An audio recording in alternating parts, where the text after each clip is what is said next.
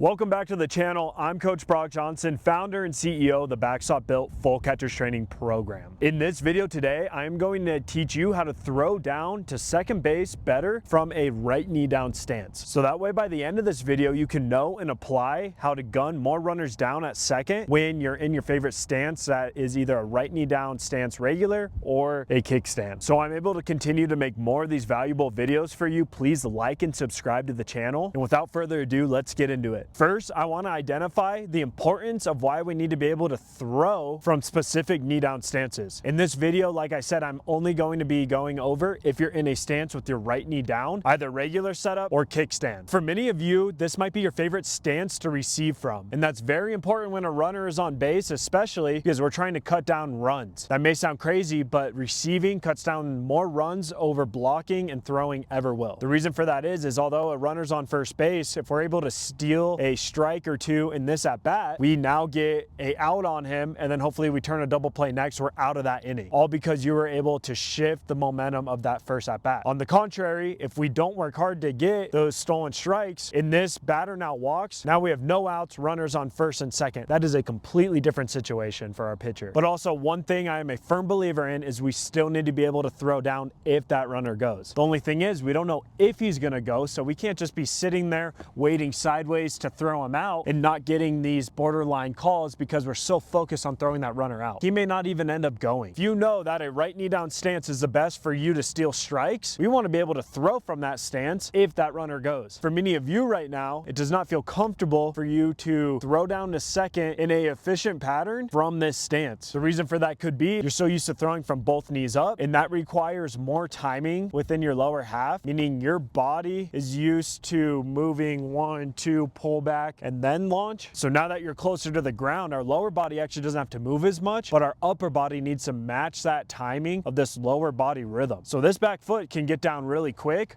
but if it gets down too quick before I even have the ball, that's where our sequencing gets out of whack. So those are most likely the issues you're running into, and this is why we need to focus on getting better at throwing from this stance as well. Because we're not just going to throw down our best receiving or blocking position because we don't feel good throwing from it. Now, the tip I have for you today is something a lot of elite catchers are doing at the highest levels when they throw down from this stance. Before I show you, you need to understand what I like to call the dead period. Now, the dead period is that 1 to 1.8 second period of that runner has now taken off. He has for sure told everyone in the stands, everyone on the field that he is stealing. But the pitcher hasn't given the ball to us yet, because you got to think that runner is only going to take off when that pitcher now lifts his leg up and commits to home. So we can't do anything about it yet, and we're just watching him gain distance. Now, a good time from the pitcher to the plate should be right around 1.2 seconds at a high level. Sometimes it can go up to 2 seconds. That gives us a horrible chance. But that time of when he's taken off until we get the ball, I call the dead period. Most people would think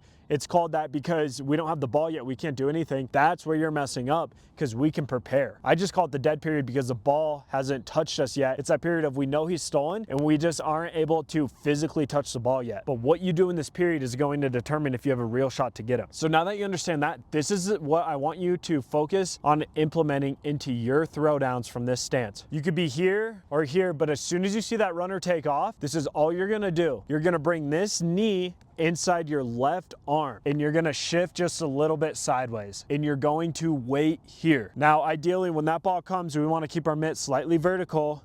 It hits there, turn, and then we're gonna get into our motion, getting up and at the base. The reason why this is powerful is because now our direction is in line with the base, and our back foot can move under us linear. It doesn't have to take time going sideways. You'll see catchers at the highest level do this. Right here, runner goes, waiting. Now, many coaches are gonna say, if this knee is inside this arm, how can you get to the balls? You can easily just get to the ball right there. You actually are able to adjust to any of the pitches pretty easily compared to if you were out here. This knee is just under us, and it would be as if we were standing up and able to move side to side. But instead, we're just waiting here. The ball's up there, we still grab it, get our back foot under us. We're waiting here. If the ball's right there, we're able to just move it right around. It's really not a good argument to say this knee is going to be in the way. This is now setting you up for the pre-pitch movement. I've talked a lot in my videos of what the pre-pitch movement is, and that's once the ball is about to come to us, we want to start shifting into that ball so now we can get it into us and keep that flow towards second base. Some of you guys start your pop time, meaning the ball hits your mitt here and you haven't even moved yet and you're expecting to throw a guy out. So this movement I'm talking about is pre-pitch movement. It should look like this. I'm gonna break it down slow. The pitcher breaks stride. We've already loaded our glove and now we see he's running. We're waiting here. Boom. Right foot is curled underneath. My toes are curled, so now I can get under. As soon as that ball comes, push, boom, right there, perfect direction. Even if you don't like the kickstand as much, right here, boom, waiting, right there. We're gonna push slightly into there. We do not wanna push in that pre-pitch movement too early. We don't want this sequencing to get out of whack from our upper body because again, we still need to transfer, get that ball in, scap retraction, throw. This is a super simple movement that you are most likely missing when throwing from this right knee down stance, which is literally just bringing it inside your arm and waiting there and staying low and pushing our direction forward. Boom.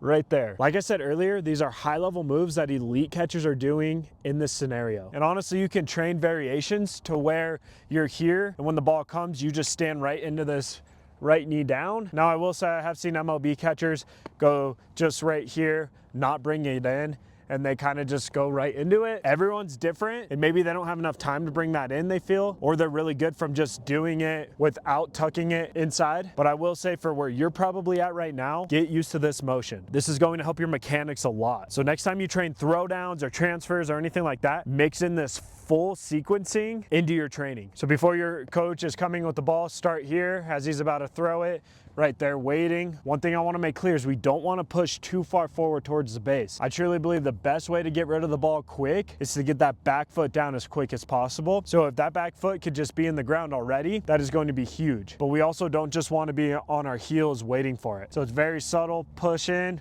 back foot down, boom. I've even gained that much ground, which is a good thing. So just one more recap. Load the glove. Okay, runner goes. We're waiting. Ball comes in our mitt. Boom, back foot down, ready to throw. It really is that simple. It just may not be that easy for you right now. This is something you could definitely mix into your training and even in your games here soon, as long as you find that right sequencing and then you are able to get that confidence to do it when a runner steals. I hope you find this helpful. Again, please like and subscribe. You can find me on Instagram and Facebook at Backstop Built. I'm going to put my booking link below in the description if you want to get on a call and see what my program is all about, how I'm helping multiple catchers per month go from backup or not where they want to be to elite and getting a real chance to play at the next level. Mix this into your training to keep laying the best break possible you can each day and work towards becoming the best version of yourself behind the dish, mentally and physically. I'm Brock Johnson, striving to be the coach that I wish I had. God bless. Stay the course.